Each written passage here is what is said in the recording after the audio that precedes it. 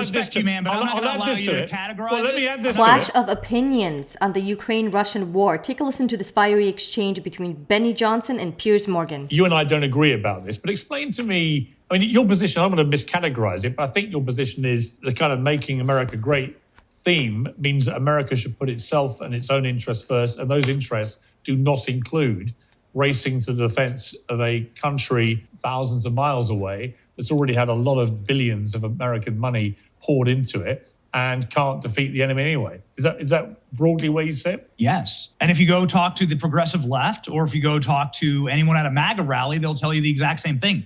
This is one of the most unifying issues in America right now, is that Americans are done having our greatest treasure, which is the lives of Americans, poured into countries that are not our own, defending territories and borders that are not our own.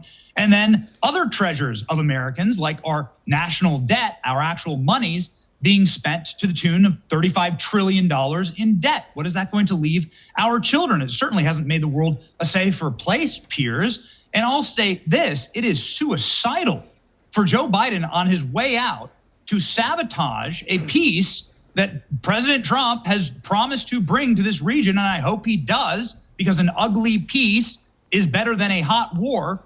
For Joe Biden to say that American missiles should be lobbed into the heart of Russia.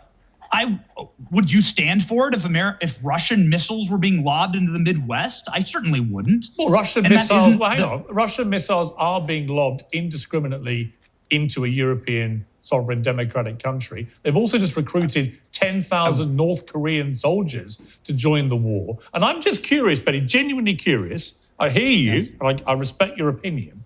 Genuinely curious, if you went back 25, 30 years, the idea that Republicans would be happy for a Russian dictator helped by North Korea to invade a sovereign democratic European country and actually want Putin to keep what he's stolen would be unthinkable. I mean, I think, for example, well, hang on. I'm not going to allow I think, okay, you can answer, but I'll add this to it. Man, but I'm not going to allow you to categorize. Well, let me add this to it. I'm not going to allow you to categorize it that way. I will. Nobody's happy about this. I will, but let me. Hang on, let me finish. He's a dictator. Let me finish. And nobody likes this war. I don't want this war to happen. I don't want this war to be won by. I don't want this war to be happening at all. I want there to be peace. I want people to stop dying. Yeah. Much like Israel and Gaza, I want peace. I do not want this to drag on so that it creates a nuclear conflict that might draft my children or your children into another war. You have military age sons, Piers. Would you want them to fight in Ukraine?